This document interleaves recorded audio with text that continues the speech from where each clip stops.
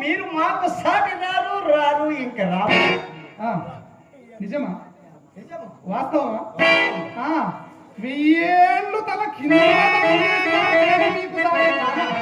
బావా ధనంజయ, ఇది ఉమ్మడిగా అర్థమేనయ్యా.